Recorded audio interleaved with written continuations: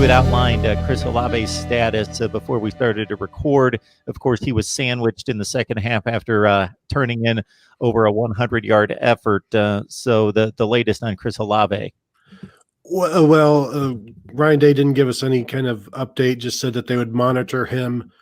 Garrett Wilson said he was looking good, and he totally expected him to play.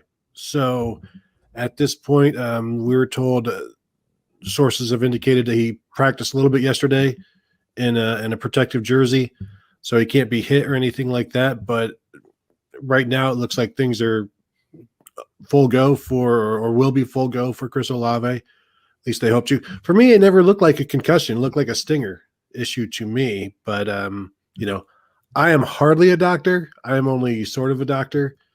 But at this point, I think he's going to play. Day didn't even seem that concerned about him after the game. He said he looked fine. He was talking to him, but they would know more on Sunday. And of course, we talked to Day on Monday, and he doesn't get into the injuries. That's when, or Tuesday rather, and that's when Garrett Wilson told us that he was looking fine. So I would expect him to play. Day said if he doesn't, they'll just move some guys around. The only permanent note I keep here from show to show is to direct all medical questions to Tony. That's pretty much the only staple on this show that I stand by each and every week. Tony, smart. Tony has his doctorate. It's in humor. He's one of the funniest people I think I've ever met. And you all may not experience that here on this forum, perhaps, but behind the scenes, he's very funny. Noon is also one of the funniest people I've ever met. So, yeah, if we could do an uncensored, it would probably rate better than the real show. But well, unfortunately, I'll be very serious about this. One little portion of it is that I have to catch some of those on the rewatch because our mics cancel. This system cancels out the mic sometimes, and sometimes I miss the humor, and I'm like, I didn't even hear that the first time because the mics are canceling and then sometimes they're just too smart for the rest of us. And it's like 30 seconds later, I'm like, oh yeah, that was a pretty good one. So we've got the running game coming to the forefront here. And the two concerns for me, and I'm not going to blow them out of proportion because as Kevin said, this is supposed to be one of the best offensive lines in the country. And it looks like the pass pro is a little ahead of the run game. They didn't move Nebraska, an inexperienced Nebraska defensive front off the ball in short yardage situation time after time after time after time. And number two, the stable of running backs is deep. So I have no issues with they can bring in three guys, but there is no J.K. Dobbins, I don't think, on that roster. No, I will agree with you there. What I will say is we talked about the first game jitters or just the first game things are tougher. Last year against FAU, that was the case. J.K. Dobbins was held to 91 yards.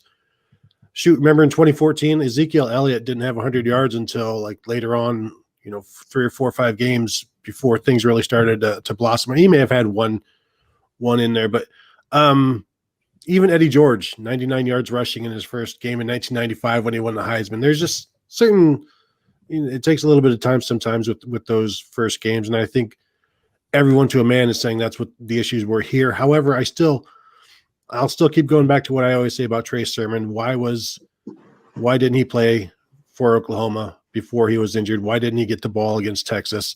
Master Teague, I think we kind of know what he is. He said he's more agile. Maybe it takes a little bit more time for him to show that with his Achilles. And also, you've also got, Trey Sermon coming off the injury. So there's some issues there. Marcus Crowley still working back. I'm with everybody else, though. I would like to see more of Steel Chambers. Yeah. Kevin, either one. Yeah, I was kind of doing multiple things. I didn't see the green light to go ahead.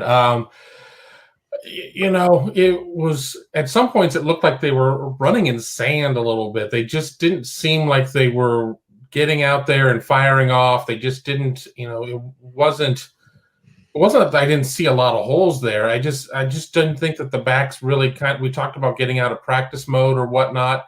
It just didn't look as explosive as I've seen Master Teague looking in the past. You wonder, are there any ill effects of his injury that happened over the spring? I went and watched a lot of tape with Trey Sermon when he was at Oklahoma.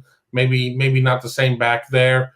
It's going to be a heck of a challenge here in week 2 as they go and play on grass at Penn State, going against a team that last year averaged allowing, I think it was 95 yards a game on the ground, but then Ohio State turns around and runs for something, I think it was like 270 something or whatnot. I don't think we're going to see that type of output here against Penn State per se, but I think that now that these guys have had an opportunity to get out there, we've seen a little bit of a rotation or whatnot. I've always said that, a running back needs to build up a little bit of a lather. They're going to be better in carries 9 through 13 than they are 2 through 6 or anything like that. I don't think there are going to be a lot of questions on, well, am I going to get to play? How much am I going to get to play? Sermon and Teague had almost the identical amount of carries. I think now it's just going to be they're going to be able to be a little bit more instinctual. Whether or not we see more Steel Chambers in that rotation, I guess that remains to be seen.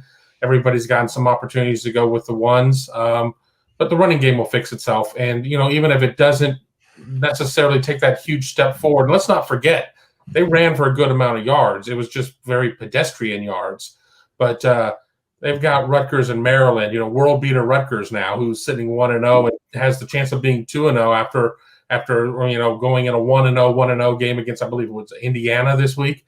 But I think that those games will allow them to cure a lot of things that are ailing the team, going against teams that certainly on paper are a couple weight classes below.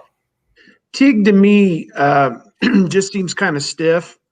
He is not going to hit the hole and give you the Barry Sanders lateral 3 steps and get into a new running lane and go. He is pretty much going straight ahead into whatever is there. And so you just have to kind of accept. I mean, I would call him Raymond Harris, but I don't even think Raymond Harris was quite this stiff. He just seemed to run very upright and very stiff in the game. And of course, he's coming back off of an injury. We don't know, if he's cutting it loose just yet or not. But effective at times and got some tough yards. I thought once Sermon kind of warmed up a little bit in the second half, he looked like he was getting a little closer to what they need out of him. He nearly broke one going toward the Nebraska sideline and pounded the ball the one time because he was one step away from about a 30-yarder. Probably. Chambers did not play until late in the third quarter. It was 38-17, and the Nebraska defense was pretty much demoralized and beaten at that point. So then you put a younger guy in there who's fresh and athletic, and we saw a great burst out of him. I have been around football coaches for a very long time, and I can tell you that when Ohio State is going to play Penn State, they ain't putting Steel Chambers in the game to start the game and risk a fumble on their own 25-yard line.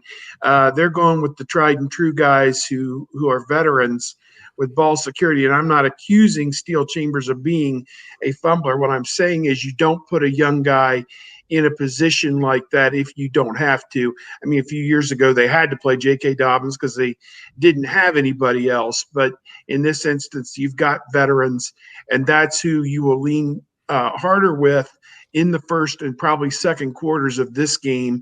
And if there's a chance for Steel Chambers to get in there and do something, then he may. Or if in the first quarter and a half they can't get a positive yard, then maybe you put him in there as a change-up as well. But you're not going to start the game with him having the ball, deep in their own end and risk something bad happens. So a lot of thoughts about Penn State, but I think again, I came out of this game with Nebraska.